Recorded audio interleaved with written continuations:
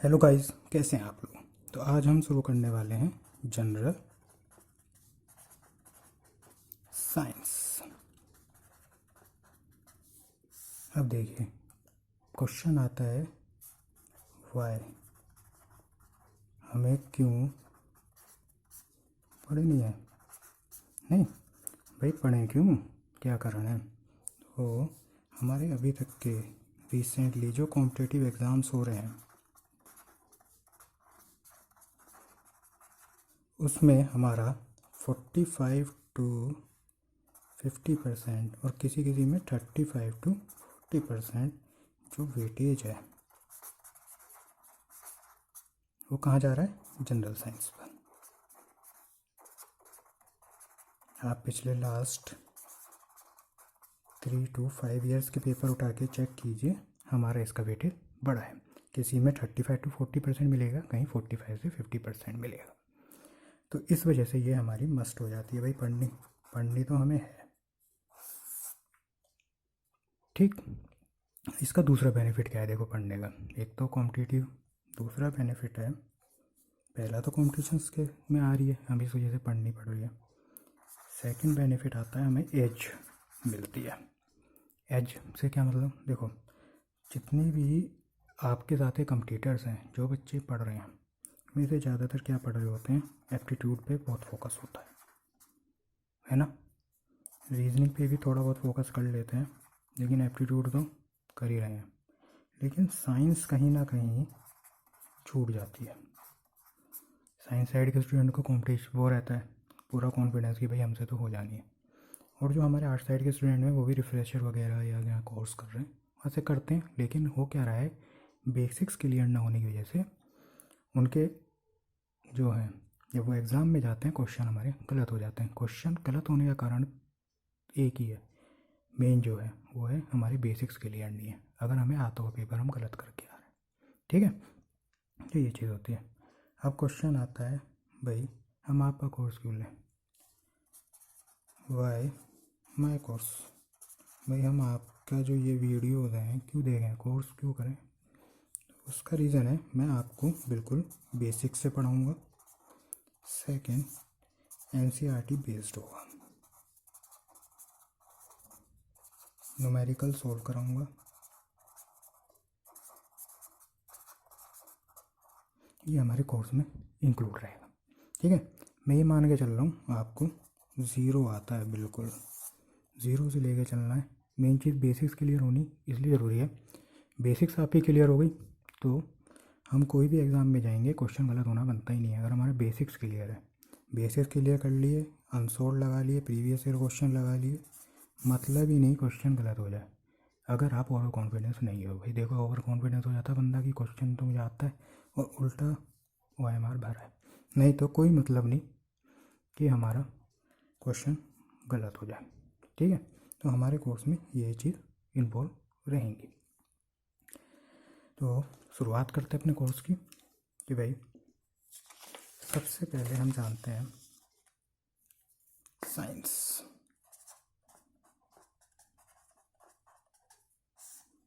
है ना, क्या है। तो साइंस हमारा एक ग्रीक वर्ड है, सेंटिया।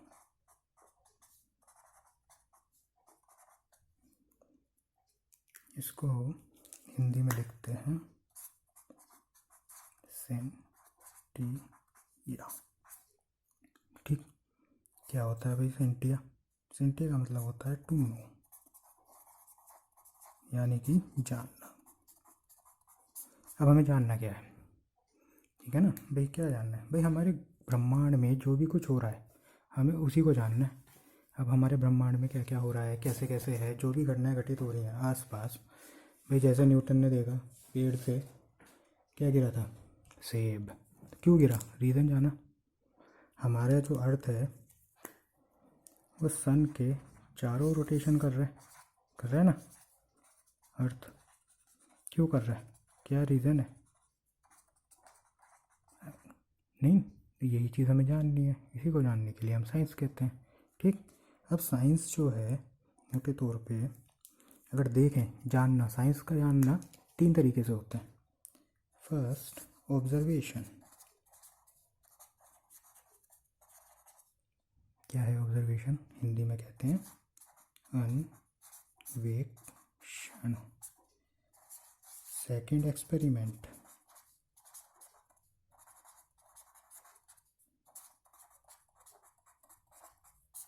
और थर्ड रीजनिंग। ये हमारे मेन कंपोनेंट्स हैं किसी भी चीज़ को अगर हमें जानना है साइंस के अंदर, तो उसके लिए हम ये 3 प्रोसीजर फॉलो करते हैं। अब इसे एक एग्जांपल से समझते हैं। मानिए ये हमारा अर्थ का सरफेस है, ठीक है। यहाँ पे अपना एक हमारा पेड़ लगा है, पेड़ के नीचे ये खाट है, यहाँ पे आप बैठे हुए, ठीक। अब क्या हुआ, थोड़ी देर में आप देखते हो कि अर्थ के नीचे से कुछ बाहर आ रहा है।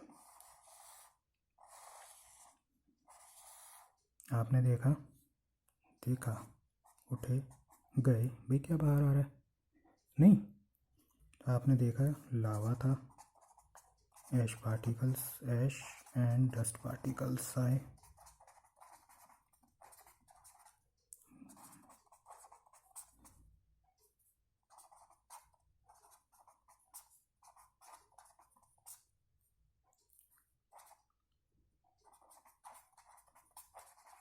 ठीक, तो हमारे ये बाहर आ रहे हैं, आपने नोटिस किया।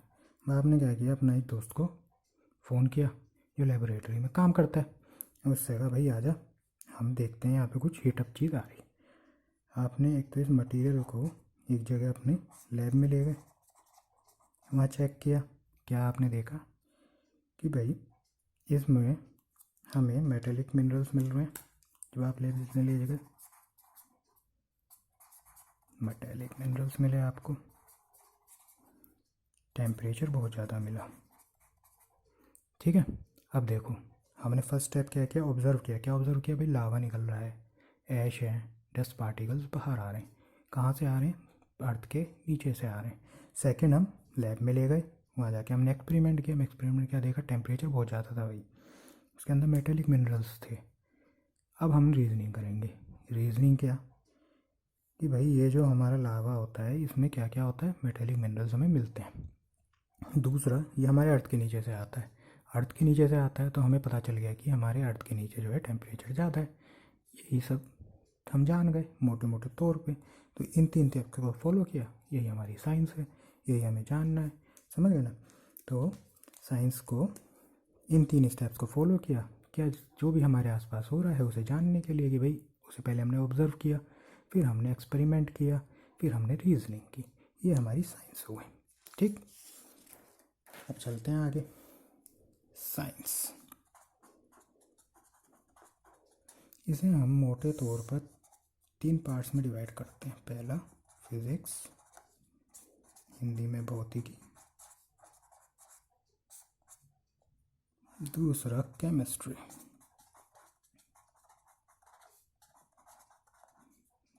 यानी कि रसायन विज्ञान,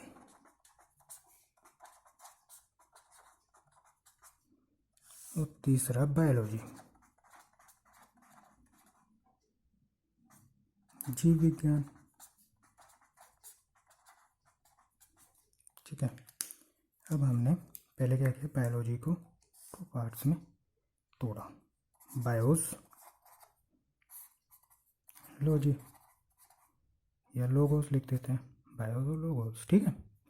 बायोस का अर्थ होता है सजीव, इंग्लिश में लिविंग। लोगोस का मतलब होता है अध्ययन, यानी कि स्टडी। तो हम क्या समझ गए, जहाँ पे हम सजीवों का अध्ययन कर रहे हैं, लिविंग बींग्स की स्टडी कर रहे हैं, वो हमारी बायोलॉजी, ठीक है। तो अब इसके देखते हैं हम फादर, जनक। तो इसके फादर हमारे एरिस्टोटल हैं, जिन्हें हिंदी में हम अरस्तु भी कहते हैं, ठीक। अब आते हैं हम केमिस्ट्री पे। केमिस्ट्री जो है हमारा वर्ड होता है कीमिया। कीमिया से मिलके बना है। कीमिया क्या अर्थ है भाई साहब? काला पदार्थ, यानी कि ब्लैक मटेरियल। इससे हमारा केमिस्ट्री की उत्पत्ति होती है। अब केमिस्ट्री के फादर देख लेते हैं। केमिस्ट्री के हमारे फादर हैं लेवोशियर।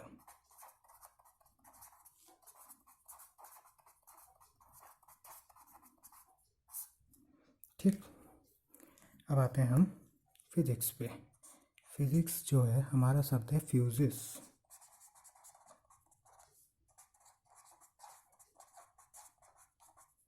इससे बना है। इसका अर्थ क्या होता है भाई साहब? इसका अर्थ होता है नेचर, प्रकृति। यानी कि फिजिक्स में हम प्रकृति के बारे में, हमारे जो चारों तरफ की नेचर है इसके बारे में स्टडी करते हैं। ठीक है ना। अब इसके भी फादर जान लेते हैं भाई साहब। इनके हैं न्यूटन।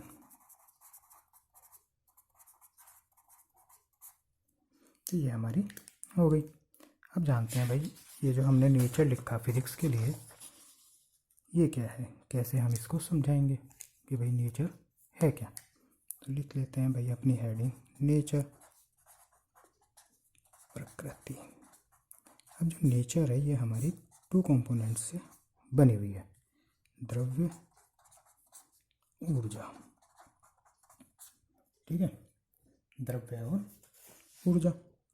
अब द्रव्य को हम मैटर लिख सकते हो, सब्सटेंस लिख सकते हो, जो मैटर और सब्सटेंस। ऊर्जा तो हमारी एनर्जी है ही। भाई दोनों में अंतर क्या है ये तो जानना पड़ेगा। तो सबसे पहली चीज़, ये हमारा स्पेस कवर करती है। क्या करती है? स्पेस कवर, यानी कि स्थान घेरती है। दूसरी चीज़, ये हमें दिखाई देता है। जो भी चीज़ नेचर के हमें दिखाई दे रही है वो है, यानी विजिबल है। तीसरी चीज़, इसका भार होता है, यानी वेट है इसके अंदर। ठीक है ना। अब इसका जस्ट अपोजिट एनर्जी, यानी कि आपसे कोई पूछे ये स्पेस कवर करता है, आप कहोगे जी नहीं करता। एनर्जी हमारा स्पेस नहीं कवर करती, यानी स्थान नहीं घेरता। दूसरा, दिखाई देता है? बिल्कुल नहीं। आप बताओ, ऊर्जा दिखती है आपको? नहीं, दिखाई नहीं देती, नॉट विजिबल। तीसरा, भारहीन, वेटलेस। समझ गए? देखो, जस्ट अपोजिट एनर्जी। ये कह रहा है मैटर की अगर बात होती है, भाई हमारे स्पेस को कवर करेगा, हमें विजिबल है, हमारा वेट है। इसके अंदर जस्ट अपोजिट है, स्पेस कवर नहीं कर रहा, हमें विजिबल भी नहीं है, और ये वेटलेस है। इन दो से मिलके हमारी प्रकृति का निर्माण होता है। ठीक, तो फिजिक्स जो है फ्यूजिस से बना। फ्यूजिस से क्या, फ्यूजिस का अर्थ क्या है? नेचर, और नेचर हमारी ये है। मोटे तौर पे हम समझ गए भाई हमारी फिजिक्स क्या है, हमारी केमिस्ट्री क्या है, और हमारी बायो क्या है। अब चलते हैं आगे। अब हम फिजिक्स को बांटते हैं अपना, कि भाई हमने कोर्स शुरू किया है जनरल साइंस में फिजिक्स का, तो हम फिजिक्स की स्टडी करना स्टार्ट करते हैं। अब फिजिक्स हमारी 2 है। कौन कौन सी? क्लासिकल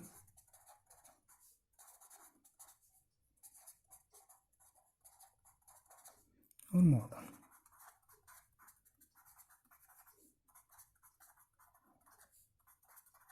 इसको हम कहते हैं आधुनिक भौतिकी।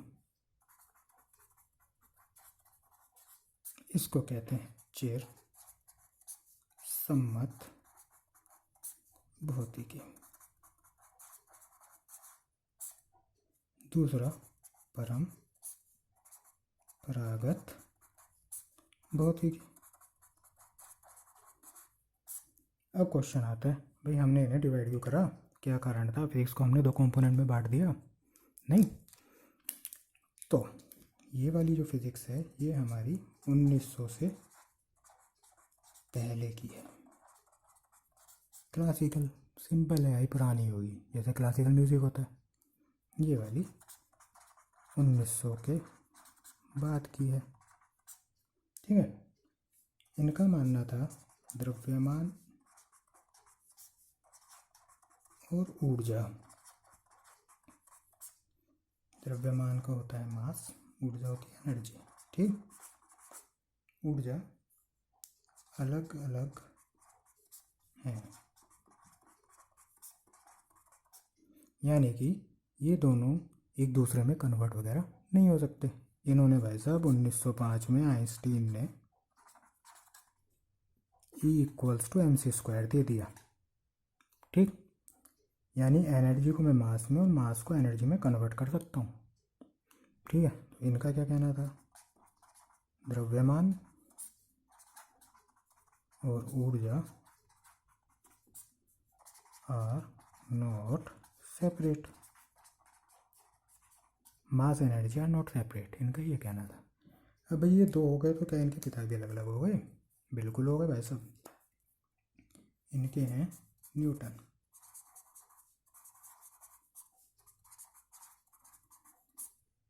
और इनके हैं आइंस्टीन।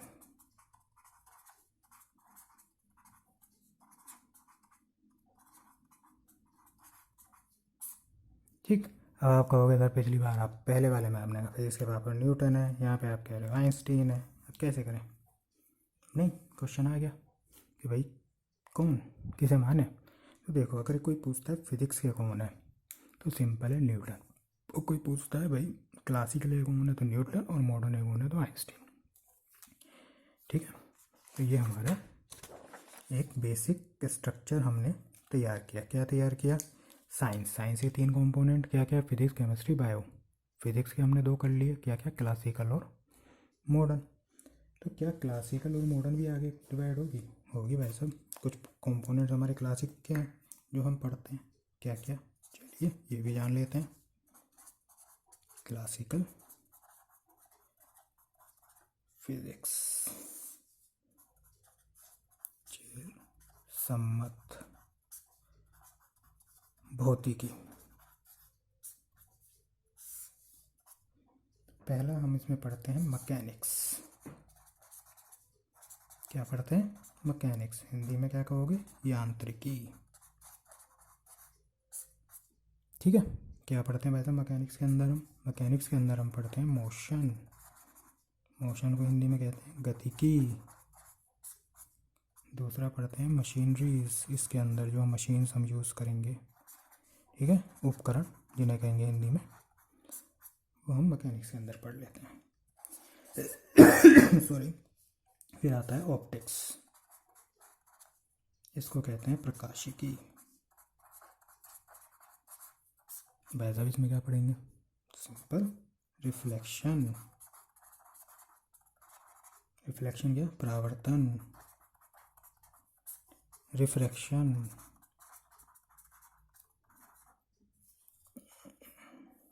अपवर्तन। ठीक, उसके बाद लेंस, इसी में आएंगे मिरर आएंगे, ये सब हम इसमें पढ़ेंगे। तीसरी आती है थर्मोडायनेमिक्स।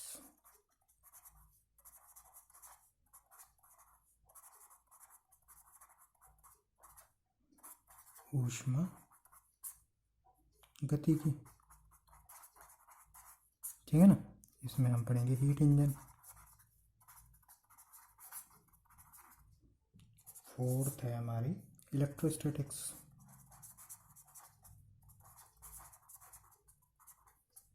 क्या होती है इलेक्ट्रोस्टैटिक्स? स्थिर वैद्युतिकी।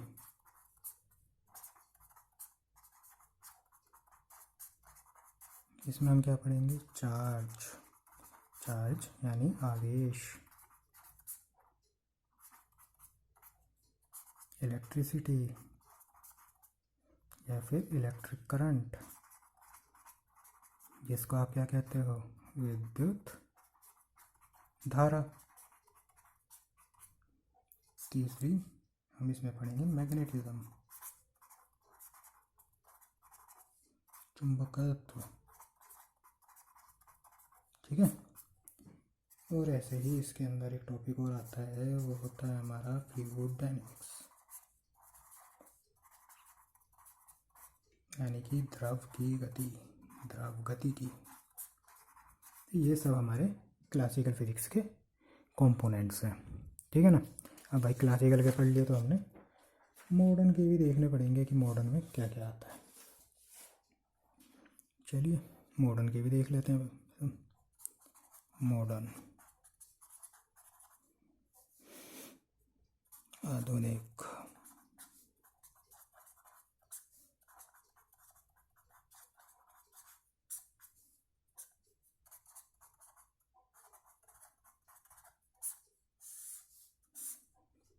ठीक है ना।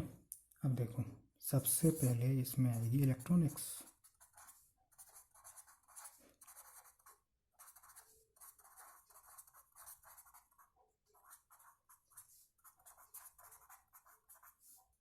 मुझे नहीं लगता इससे कंपोनेंट से कोई भी वाकिफ़ ना हो, कंप्यूटर सब जानते हैं, मोबाइल्स, रोबोट्स, सब मॉडर्न फिजिक्स की देन है ना।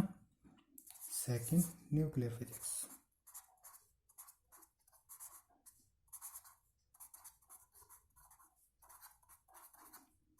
न्यूक्लियर फिजिक्स क्या है हमारी, नाभिकीय भौतिकी, ठीक है। अब हम इसके यूज़ देख लें। देखो न्यूक्लियर फिजिक्स जो है हमारी मेडिसिन में यूज़ हो रही है आजकल। कोबाल्ट 60 कहाँ यूज़ होता है, कैंसर में, ठीक। आयोडीन 131 कहाँ, एक हमारा घेंगा बीमारी होती है जिसे इंग्लिश में गोइटर भी कहते हैं, ठीक है। दूसरा सबको आप लोग जानते ही हो, एटम बॉम्ब, परमाणु बम। ये हमारे मॉडर्न फिजिक्स के पार्ट हो गए, ठीक है ना। तो अब हम क्या क्या सीख गए। पहली चीज़ हम सीख गए साइंस क्या है। साइंस के बाद हम सीख गए साइंस के कंपोनेंट क्या क्या है। क्या क्या कंपोनेंट है बताओ। पहला फिजिक्स, दूसरा केमिस्ट्री, तीसरा बायो। तीनों किस किस से मिलके बने हैं, क्यों इनके नाम अलग अलग रखे गए, ये हम सीख गए। फिजिक्स फ्यूजिस, फ्यूजिस का अर्थ होता है नेचर। नेचर में हमारी दो चीज़ें क्या क्या, द्रव्य और ऊर्जा, मोटा मोटा। फिजिक्स के कंपोनेंट दो कौन कौन से, क्लासिकल फिजिक्स और मॉडर्न फिजिक्स। फिर हमने क्लासिकल फिजिक्स के कंपोनेंट देखे, मॉडर्न के देख लिए, तो हम यहाँ तक समझ गए। अब हम आता है कि भाई हमारा ये जो कोर्स चलेगा इसमें हम कौन कौन से टॉपिक्स कवर करेंगे, नहीं भाई, और हमारा मोटा मोटा सिलेबस क्या है। क्योंकि होता क्या है कि हम लोगों को मैक्सिमम ये नहीं पता होता हमारा सिलेबस क्या है, हमें टॉपिक्स पढ़ने क्या क्या है, हमारे पास एक जगह लिख के नहीं होते, बस पढ़ रहे हैं भाई साहब, बुक उठाई और रट्टा मारना चलो। साइंस रट्टे की ज़रूरत नहीं है, बेसिक्स देखो, फॉर्मूले रटोगे, फॉर्मूले भी समझ में आएंगे ऐसा क्यों हो रहा है, क्या कारण है, नहीं तो ये सब चीज़। तो पहला हम पढ़ेंगे मेज़रमेंट,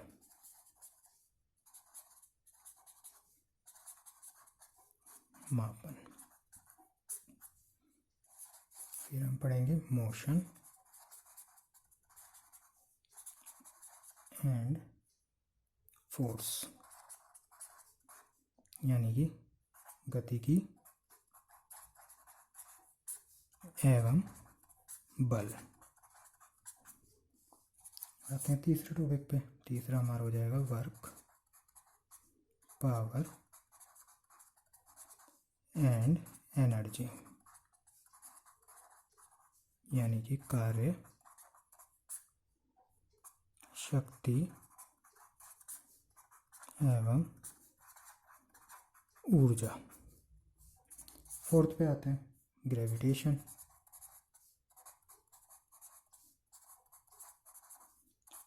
गुरुत्वाकर्षण।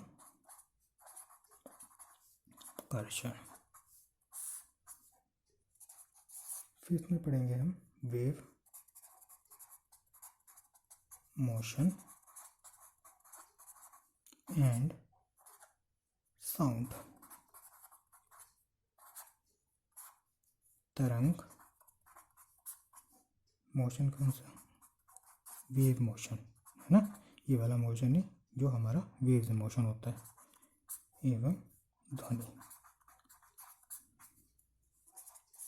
6 में पढ़ेंगे हम heat, temperature and thermodynamics.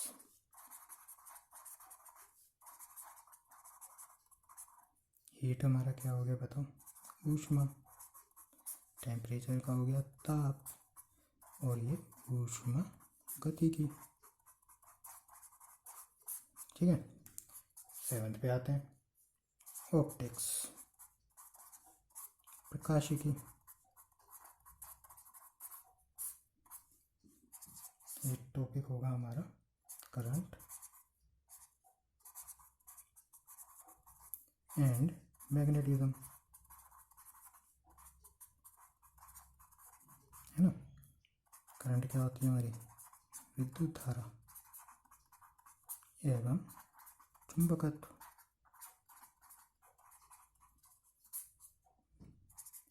Ninth पे आ जाते हैं, प्रेशर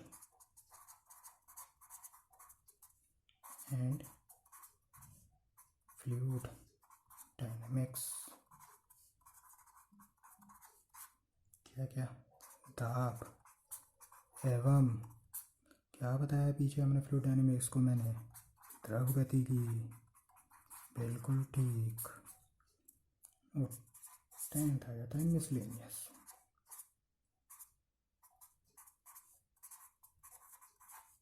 इसमें हमारा क्या, इलेक्ट्रॉनिक्स हो गया, न्यूक्लियर फिजिक्स वगैरह, इसमें हमारे मिसलेनियस में हम कवर कर लेंगे। तो ये हमारा मेन मोटा मोटा जो है टॉपिक्स है जो हमें अपने इस कोर्स में ख़त्म करना है।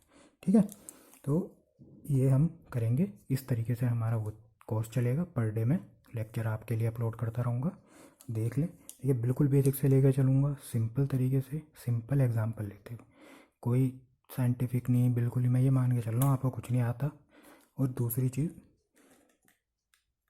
आर्ट साइड के स्टूडेंट के साथ जो दिक्कत आती है, वो साइंस के साथ भी ऐसा नहीं केवल आर्ट के साथ है कि कई चीज़ टेक्निकलिटी में हम नहीं पकड़ पाते। तो उन्हें साधारण जीवन के जो हमारा मैक्सिमम है आसपास जो हो रही है उन चीज़ों को समझेंगे। भाई ज़रूरी थोड़ा है कि हम साइंस को साइंस की तरह से मोटे लैंग्वेज में समझें। फिज़िक्स हमारे चारों तरफ है, हमने देखा नेचर है ना। तो ईजी एग्जाम्पल को लेते हुए कि भाई ऐसा क्यों हो रहा है, ठीक है ना, हम ना चलेंगे। कोई फास्ट नहीं चलेगा, कोर्स आराम आराम से चलेगा। पर डे मेरे लेक्चर अपलोड होंगे, आप इसको सब्सक्राइब कीजिए चैनल को, और मेरे टेलीग्राम ग्रुप से। टेलीग्राम का देखिए फ़ायदा ये होगा, जैसे ही मेरा अपलोड हुआ वहाँ पे आपको मैसेज आ जाएगा। दूसरा, इस कोर्स की जितनी ये मैं आपको पढ़ा रहा हूँ, इन्हें क्लिक करूँगा, PDF में जनरेट करूँगा और ये मैं आपको सेंड कर दूँगा। ठीक है ना। चलिए फिर आज के लिए इतना। कल अपना फर्स्ट लेक्चर, मतलब फर्स्ट तो हो गया, फर्स्ट टॉपिक मेजरमेंट लेके शुरू करते हैं। ठीक, ओके, बाय।